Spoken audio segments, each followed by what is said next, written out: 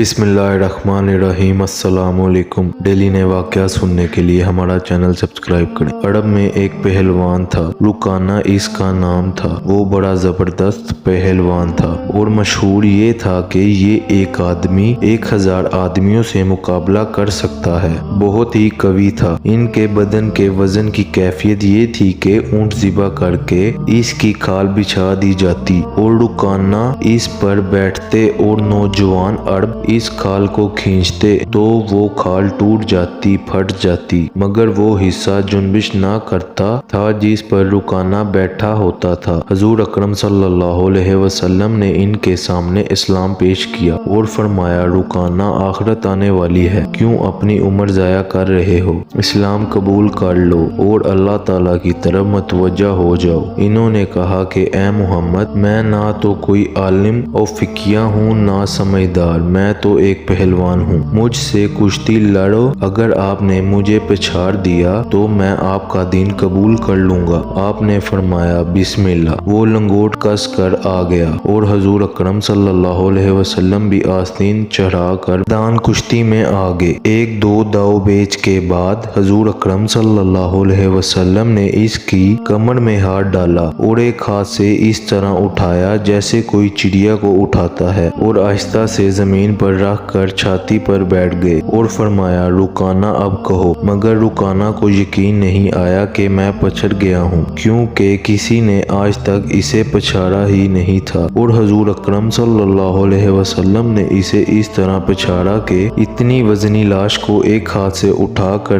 نچایا اور آہستہ سے رکھ دیا۔ اس نے کہا، میں پچھڑ گیا ہوں کیا؟ مجھے تو یقین نہیں آیا۔ ایک دفعہ اور کشتی لڑو۔ حضور اکرم صلی اللہ علیہ وسلم نے فرمایا بسم اللہ۔ پھر آپ نے ایک دو داؤ پیچ کے بعد کمر میں ہاتھ ڈال کر اٹھا کر نچایا اور آہستہ سے زمین پر رکھ دیا۔ فرمایا، اب بتاؤ، یہی شرط تو ٹھہری تھی کہ اگر تم پچھڑ گئے تو اسلام قبول کر لو گے؟ اس نے کہا، اے محمد، یہ تو آپ کے بدن کی قوت تو نہیں ہے کہ میری لاش کو چڑیا کی طرح اٹھا کر نچا دیں۔ معلوم ہوتا ہے کہ آپ کے اندر کوئی چیز ہے۔ حضور اکرم صلی اللہ علیہ وسلم نے فرمایا کہ میں اس اندر والی چیز ہی کی دعوت دے رہا ہوں، بدن کی دعوت نہیں دے رہا ہوں۔ چنانچہ رکانہ نے اسلام قبول کر لیا اور اسلام میں پختہ ہو گئے اور بڑے بڑے کام بھی کیے۔ ایک مرتبہ بہت سے چور آئے اور رات کو بہت سے اونٹ بیت المال سے چرا کر چلتے بنے۔ صبح کو پتہ چلا تو نبی کریم صلی اللہ علیہ وسلم نے فرمایا کہ لوگوں، ان کے پیچھے دوڑو۔ رکانہ نے کہا کہ میں تنہا کافی ہوں۔ چور رات میں ہی نکل کھڑے ہوئے تھے اور تیزی سے بھاگے جا رہے ہوں گے، معلوم نہیں کتنی دور چلے جا چکے ہوں گے۔ رکانہ دوڑ پڑے اور راستے میں ان کو تھام لیا